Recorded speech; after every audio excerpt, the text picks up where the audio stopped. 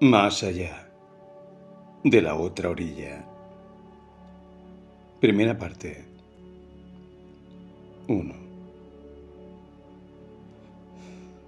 Cuando cruzas la línea sobre tus propios hombros, la cruz invisible, aquel peso que llevaste durante décadas, desaparece. Sin embargo, hoy, en la diafandad de esta mañana fría, aún sucede lo turbio de esta vida. El tiempo y los estados se superponen, como si cada hora estuviese ausente de la otra. Esa fragmentación psíquica que supone evitar aquel eterno día ajeno. Ahora, frente al ordenador, se le hace casi impensable imaginar que fue la misma que hace poco. Salió con su amiga rodante para sentir el aire frío de junio, día excesivamente luminoso. Sintió, al cruzar el umbral del pasillo, el sol invernal sobre el rostro, el viento que la hacía lagrimear, y vio los árboles sin hojas, las calles sin aquella suave y crujiente alfombra otoñal como un regalo último de la tibieza. Ahora el tiempo era inclemente. Detrás de aquella máscara de diafandad y cielo, donde apenas esbozaba un leve plumaje de nubes, el frío laceraba la vida. Un frío casi polar se había adueñado de su cuerpo. Pensó que ya no la soltaría hasta la próxima primavera. Se preguntó si habría una próxima primavera, si era factible seguir, escapar de la delgada línea hacia otra aventura más sólida. Pues en este punto de su vida sentía que todo era evanescente. No podía unirse en el territorio de un día homogéneo. Por el contrario, los hechos más mínimos ocurrían como una alucinación perpetua.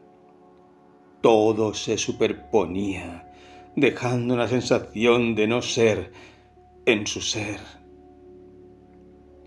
La que saliera a la mañana para tratar de beberse la vida había oscurecido, eclipsado en el mismo momento en que entró al pasillo de su edificio y se topó con los ocupas que con excesivo respeto habían abierto la puerta a punto tal que, por poco, no le hacen una reverencia. La Choli, tragando su vulgaridad, había esbozado un tono impostado al Tucu y al otro, que también copaba la entrada. «Por favor, dejen pasar a la señora». Y eso solo, aquella teatralidad detrás de la que avistaba todos los puñales del resentimiento que también conocía, al igual que su personaje, la señora P. Solo eso había bastado para arrojarla al más vil de los estados de perplejidad. Al cruzar la puerta, entrando a su casa, todo había empezado a parpadear, como en un gesto de desvanecimiento. El espejismo del sol, los árboles, el plumaje de nubes, eran ya recuerdo. Pero de tal modo pasado, que no podía acertar a imaginar, apenas 5 minutos después, que fuera la misma cuando puso la pava a calentar y se encerró en el living. Hoy, 17 de junio, habremos de pasar una semana de feriados. Se han unido a la conmemoración del fallecimiento del general Martín Miguel de Güemes con el Día del Padre y el de la bandera. Tan diversos hechos se han unido en un cóctel perfecto, con feriados puentes que permiten incentivar el turismo. Nada reprochable en estas manipulaciones del calendario. Solo una pequeña observación. Me pregunto, ¿quién recuerda al gaucho revolucionario, aunque se hagan en Salta ceremonias, homenajes, estatuarios? O tal vez el reconocimiento siempre llega con siglos de retraso de nuestro Don Martín de Güemes, según se relata. La historia tardó en reconocer su labor en el norte. Cuando murió, en Buenos Aires, un diario anunció que había un cacique menos.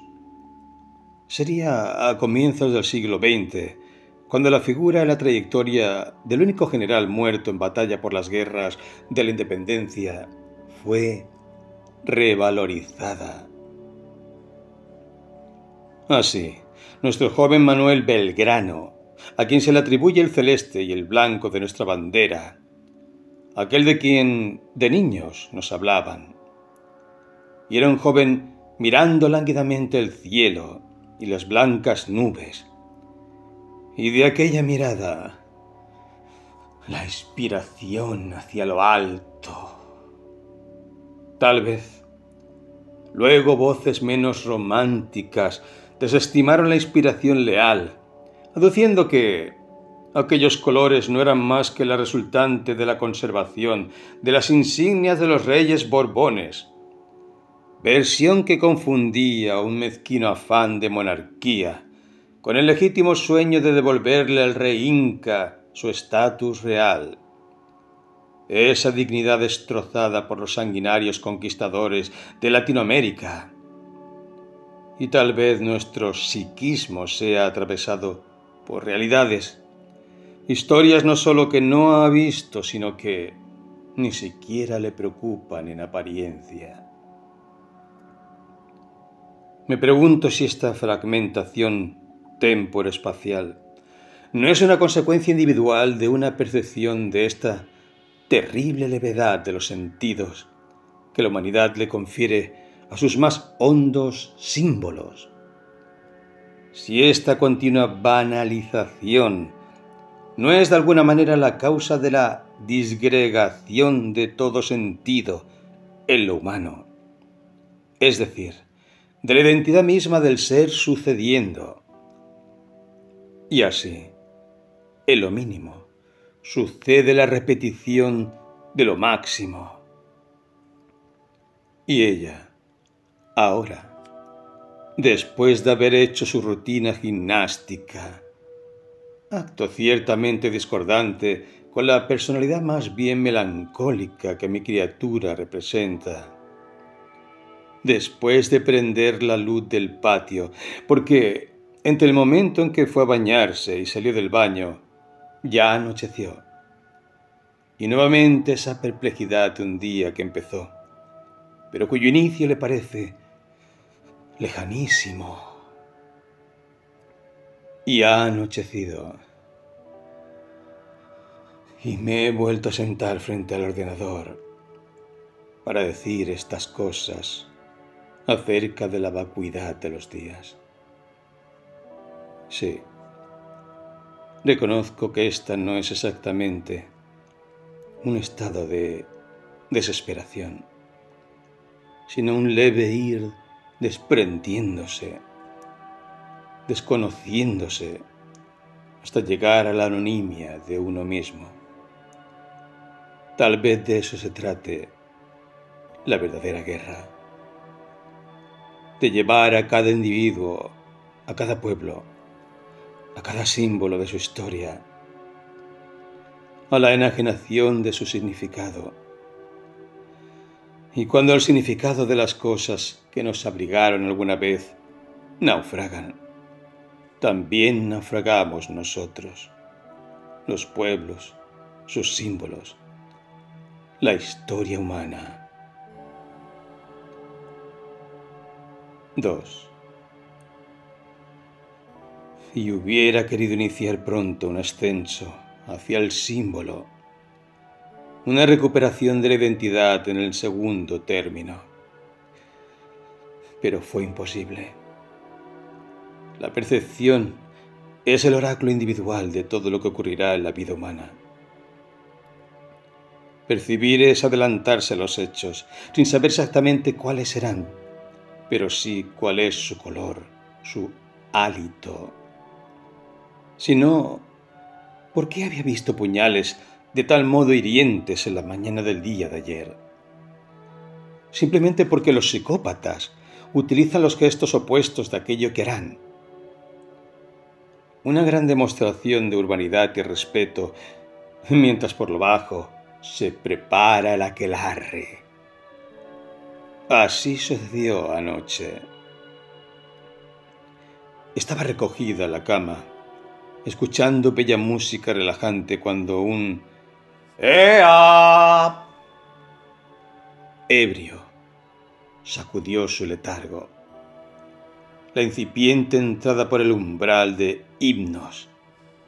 ¡Ea! Lanzaron los ocupas su grito de guerra y estalló la cumbia a volúmenes indecibles, acompañada de gritos y golpes tribales, carcajadas y risas alcohólicas.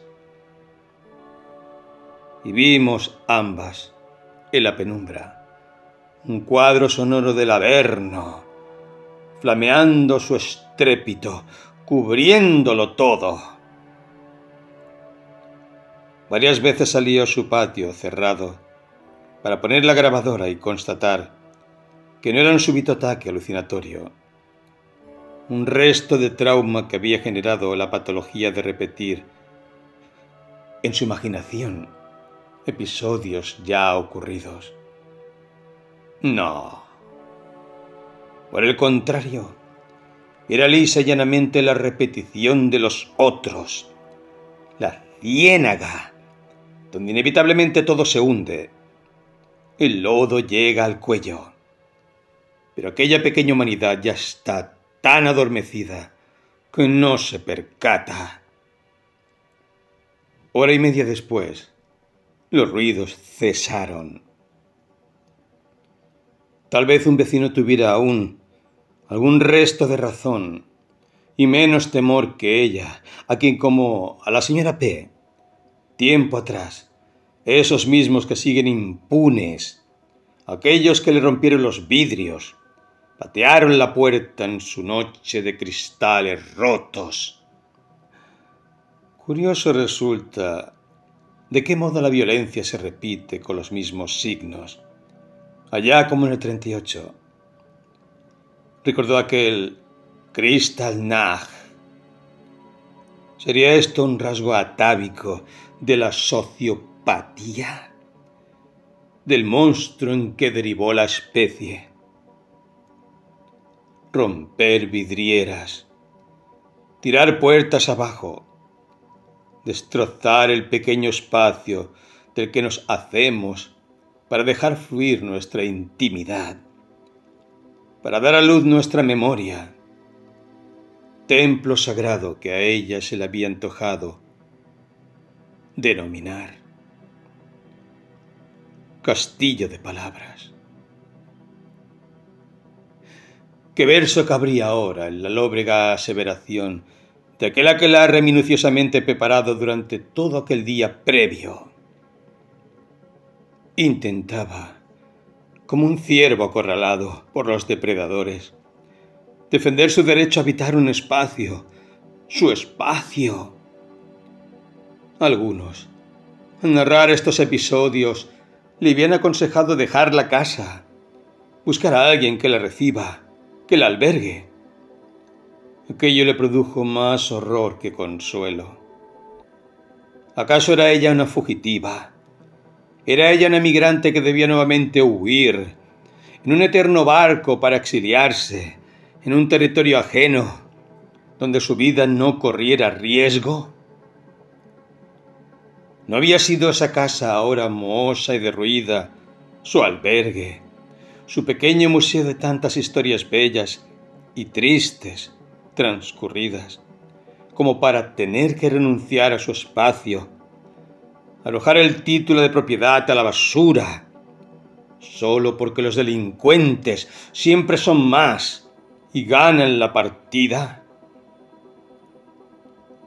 Es cierto, ya no había autoridad a la que acudir. La policía miraba para otro lado o se terminaba aliando con los asesinos, tal como escribiera en el muro, vendando el puño homicida que había roto sus cristales, aclarando la autoridad actuante que no los podían detener dadas las normas vigentes, aunque los mismos delincuentes reconocieran los hechos tal y como lo hicieran, sumando esto a las amenazas de que la quemarían viva. Es decir, que aquella causa, más tarde definida como M contra C, y otros por daños y amenazas, debía haber sido caratulada como intento de femicidio, cosa que, de no haber llegado la policía a tiempo, habría ocurrido sin lugar a dudas. Y ahora, volver a escuchar como nunca la gran tribu reunida y el eterno silencio de los cobardes. Ah, sí. Era este otro símbolo atávico repetido a lo largo de la historia en las comunidades y los pueblos. Silencio de los pueblos anexados por los nazis, cuando veía la gran fila de judíos condenados a atravesar las calles rumbo al matadero.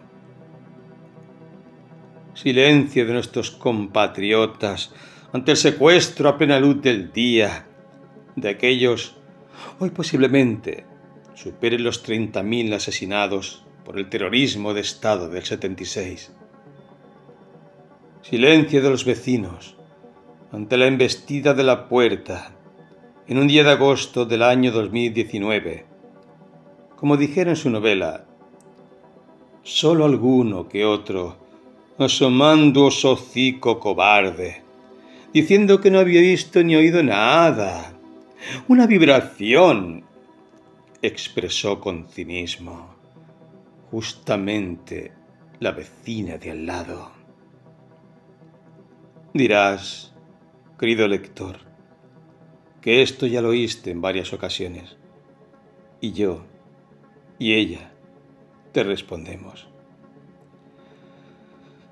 Ay de aquel poeta o narrador que no se repita, puesto que la vida es, en un punto, una inevitable repetición.